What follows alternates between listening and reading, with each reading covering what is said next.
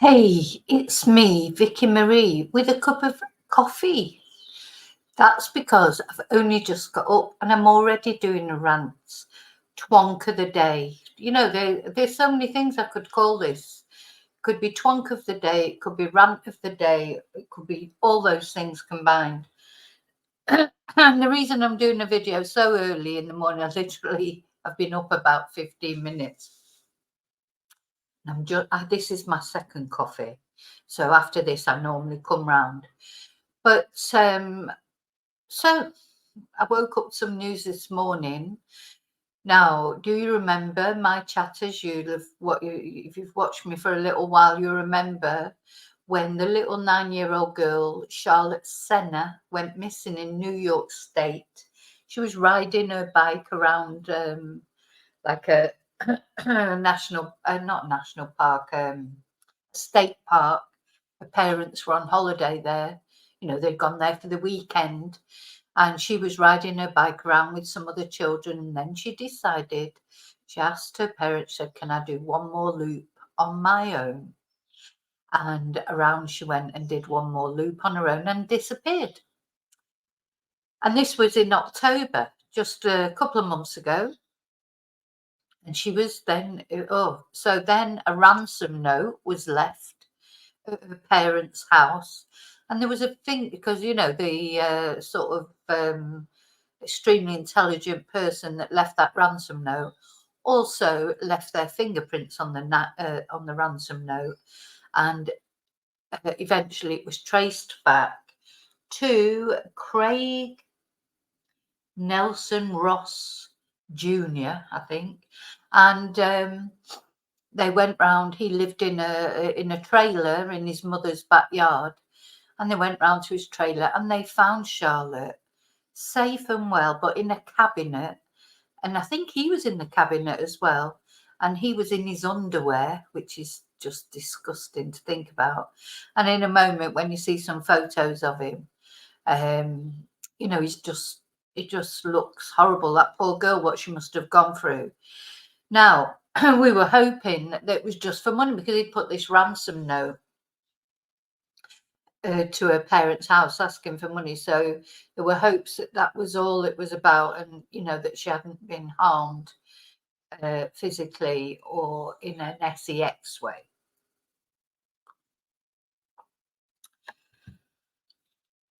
Oh gosh, that was hot. Anyway, unfortunately, he has now been charged with RAPE. So we're going to have a look at News Nation. Banfield. I love watching Banfield because she never hides the disgust that she feels on her face. Because I know journalists are to be professional, and you're supposed to be, I don't know, impartial, but how can you be impartial with something like this? That's my opinion anyway. I like to watch real people. I like to watch people, see what people really think.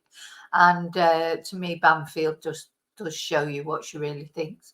She doesn't say anything, but her face says it all. So, yes, so unfortunately, now I'm not showing, she may show a picture of it on here, but the family did ask after Charlotte was found, because of course her picture had been everywhere as she was being looked for. After she was found, her family did ask if people would not use her photo, because she's found now, so there's not a reason to use her photo, and now she should be treated just like any child would be, where normally photos are blurred out. In fact, that's what I may do on the thumbnail for this. I'll put a photo of her, but I'll blur out her face. So yeah. Anyway, let's have a look what Ashley Banfield has got to say. Oh, and of course, he's pled not guilty as well, by the way. He pled not guilty to kidnapping, even though she was in his cabinet in the trailer. I mean, what a twonk. How do you plead not guilty to kidnapping when you've got the girl who's gone missing in your cabinet, in your cupboard? So how's that going to work? Anyway, let's see. So we'll go back to the beginning. Poor Charlotte. His name is Craig Ross Jr. He is famous for being something that he'd probably rather not be. This picture tells you something. The rest of it is that he's an accused child rapist. I love it the way she says that. This picture tells you something without actually saying anything. Nothing to be proud of. He was arrested in late September for kidnapping a 9-year-old girl in upstate New York. Do you remember that the little girl was snatched while she was riding her bike around the campground, the little loop? Her friends decided to go back early and she decided to do one more loop. And that was the fateful loop. She didn't come back and they found her bike. They didn't find her. And then the Amber Alert, searching, panic, fear, terror. Imagine the parents. And everybody knew 48 hours. If you go over that mark, you're in trouble. This was on September 30th, and just 11 minutes shy of the 48-hour mark, they found her. She was stuffed in a cabinet in the bedroom of a camper van belonging to that Craig Ross Jr. guy. He was in there too. And they just arraigned him on Friday. They say he left his fingerprints on the ransom note that was stuffed into the family's mailbox back at home. When she was found, she was wearing different clothes than when she was taken.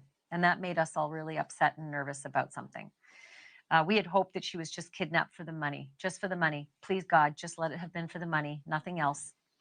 Bad enough that you put a... So notice he's had a bit of a spruce up. I mean, he's still got hillbilly shirt on, I don't know, but he's had a bit of a spruce up. He's had his beard trimmed. Doesn't make it, what does he think that's going to make him look more acceptable? What a horrible man. What a horrible man. And at the time there was a lot of speculation that it might have been an immigrant, and it wasn't an immigrant. It's not always immigrants. A 9-year-old through all of this, allegedly.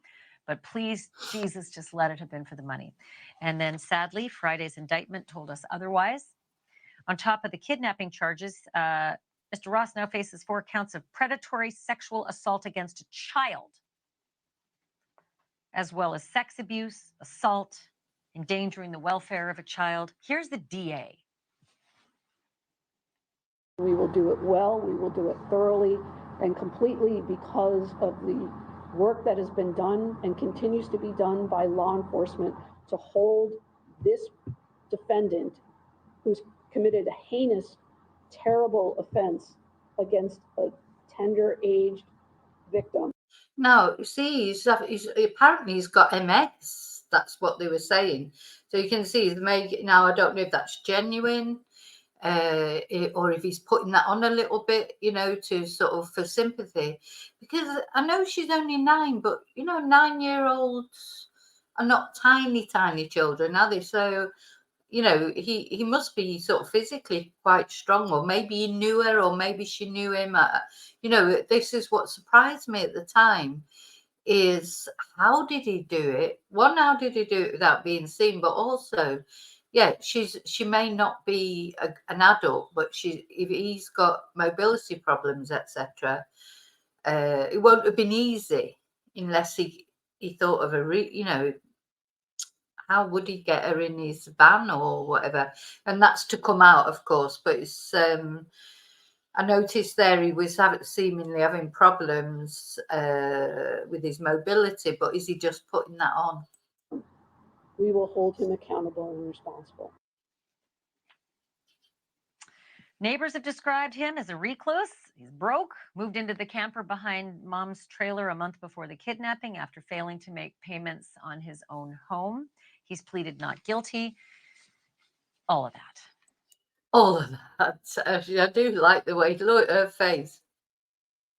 And as well, it's interesting to note that his own children have disowned him now as well. So it seems to be only him who's saying he's innocent. Matt Murphy is with me now. He's a criminal defense attorney. He's a former prosecutor. He's also a former sex crimes prosecutor. Matt, 4 counts of predatory sexual assault. Does that mean 4 different times this 9-year-old girl was raped? Well, unfortunately, it means at least 4 times. Oftentimes when you interview children like this and under these circumstances, their memories are a little bit muddled, especially after something as traumatic as this.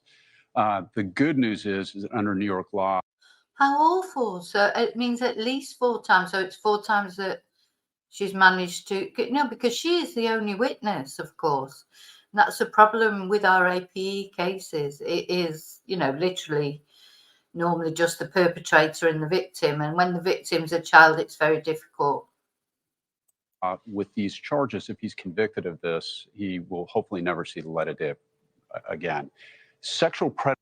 Well, that's good news. So if he is found guilty, so this is more than kidnapping, isn't it? So if the guy's saying, I've seen this guy before on quite a few true crime documentaries, etc. He's good because he's an ex-prosecutor. An ex former sex crimes prosecutor and a criminal defense attorney. Oh, done both. So anyway, he'll know, and so that would be great if this guy, and he won't get a good time, of course, in prison because S offenders are never really, what's the word? They're not looked upon favourably normally in prison. I think he'd had to be put in isolation before, but he certainly have to be put in isolation now, I would imagine, or with the other ones. Predators like this actually don't get better. And a man that age, I can't imagine this was his first rodeo. I would love to see his criminal rap sheet and his criminal background. But when they got into his computers and cell phone, I guarantee it was overflowing with kiddie porn. So, but look, this is one that we have to remember. Law enforcement. I mean, he knows, of course. Gosh, it must be a difficult job to do that because then you've got to actually, once you've seen those kind of things, you won't be able to unsee them. And his eyes are dead, actually. We talk about the eyes all the time. His eyes are just dead. There's nothing there, is there? Horrible. Enforcement appears to have done a wonderful job. They saved her. The dark question is, what would he have done with her had the family not paid the ransom? And I had a case, you might have remembered Samantha Runyon with Alejandro Avila back in the day. She was a 6-year-old little girl who was kidnapped, and he'd been previously accused, and he raped her, and when he was done with her, he murdered her. So this one, as tragic as it is, has a happy ending. She's still alive, and she can live her life. Oh gosh! So oh my God! So that other case that he was talking about, didn't catch the name of that little girl. I don't know that case, but sounds like a similar thing. A little girl kidnapped, but unfortunately, she wasn't so lucky as Charlotte. And I do think the police did well in this case. They did find her quickly, at least. I mean, obviously not quickly enough, but that, it's him who's responsible for what he's done, not anybody else. All of this is alleged, right? He's still innocent until proven guilty. But I do want to ask you, I saw that the charges are said to have taken place in the towns of Morrow and Milton, New York. Does that mean that these assaults would have happened in different towns? Like he would have allegedly done this as he was making his way back to the trailer? Because it was only 47 hours and 49 minutes. Right. So that's exactly what that means. And with somebody like this, with this type of sexual predator, and this is... Oh my God. So these things are supposed to have taken place in different places. So he's done it on the way there. Oh my God. The vast majority of sexual assaults are interfamilial. Guys like this, California doesn't have a predatory sexual assault like New York does. It's the perfect name for it. These guys are the boogeymen. And they, like I said, they don't get better, and they're out there. And he couldn't wait. He couldn't wait. So, those charges in different counties, that's exactly what that means. 47 hours. Yeah. I mean, you're talking about Quick question. I got 20 seconds, but I've got to ask you, if he's convicted, how's he going to be treated in prison? Well, he'll be what's known as a total sep, which means he'll be totally separated. But if he runs up with General Pop, they will get to him. And I mean that, I wouldn't be surprised if he gets beat up. But they do a pretty good job here in the state of New York of actually protecting prisoners like this, fortunately or unfortunately. But we have to remember, like you said, he's presumed innocent. We'll see what the evidence shows.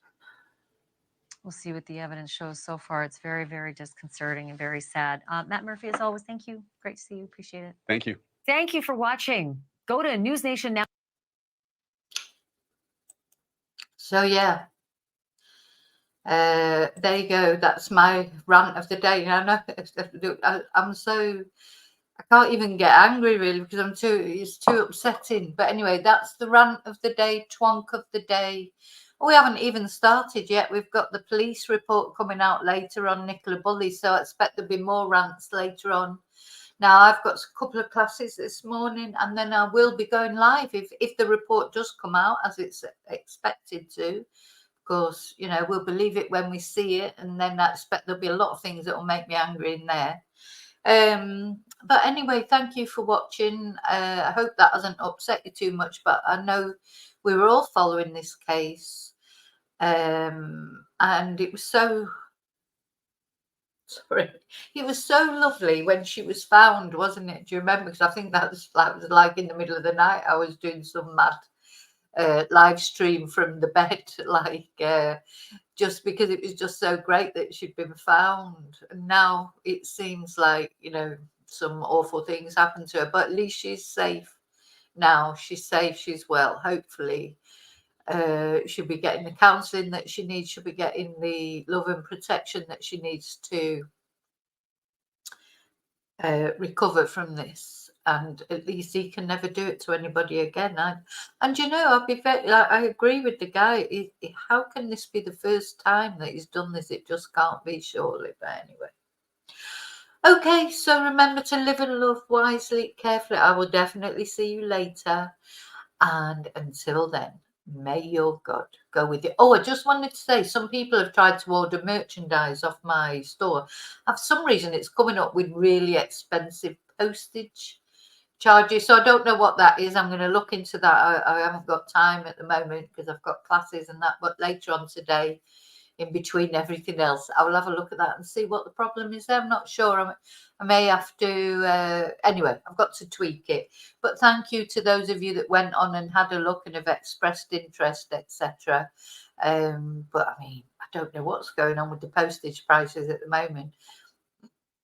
Even if you were posting from Spain, those postage, which I'm not, because they're supposed to post from the local sites. Anyway, there's obviously a button that I haven't pressed. So, there'll be something that needs tweaking. Okay, so may your God go with you. Bye.